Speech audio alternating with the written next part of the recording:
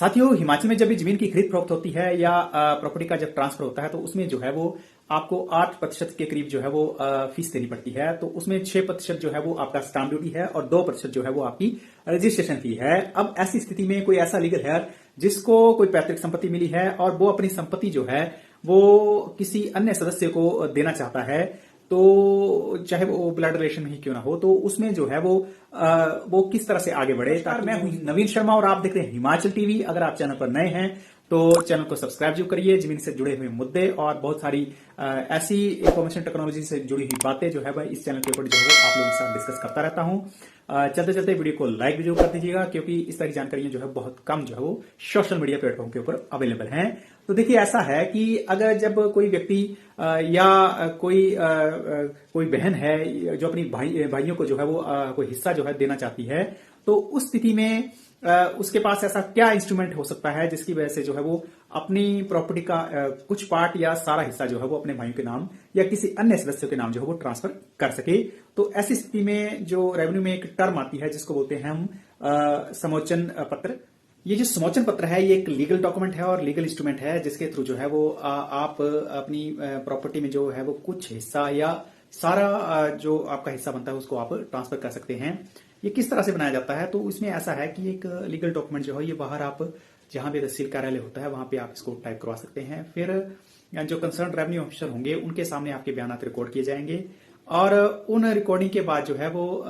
उन सब चीजों के ऊपर जो है वो प्रॉपर सत्यापन होता है। उसके बाद ये सारी चीज जो है वो एक रजिस्टर्ड वे में जो है वो अमल में लाई जाती है।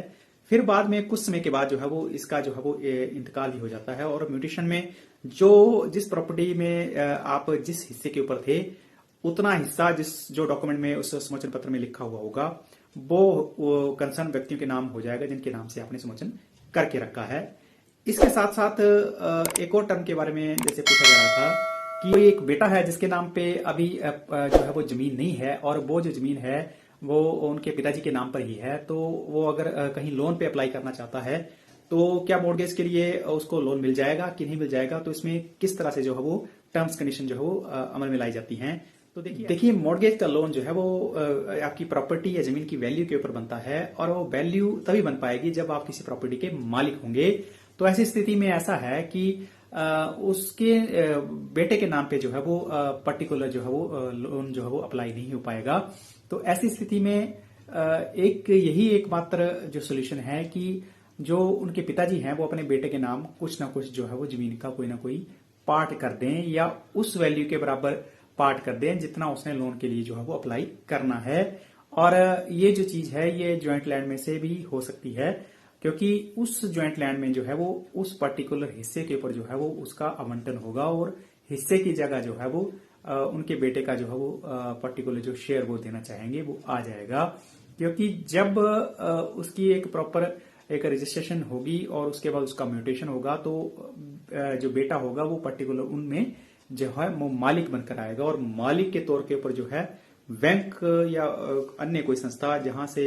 कोई उसने फाइनेंशियल एसेट लेना है, फाइनेंशियल कोई कैपिटल लेनी है, तो वो जो है उनको एज मालिक ट्रीट करके जो है वो आपको उस वैल्यू के अनुसार जो है लोन के लिए पैसा दे सकती है। इसके साथ एक और प्रश्न आया था जिसमें ये भी पूछा जा रहा था कि जो हमारी कोई जुबानी वांट होती है क्या इन फ्यूचर में उसकी राख रखने के लिए या उसको कायम रखने के लिए कोई डॉक्यूमेंट बनता है कि नहीं बनता है। तो देखिए, ऐसा है कि जो जवानी वांट है वो हमारे हिमाचल में या अगर भारत की बात करूं तो वो सबसे ज्यादा यूज में लाई जाती है, बट उसको जो है बाद में कहीं लीगली साबित करना जो है बहुत मुश्किल होता है।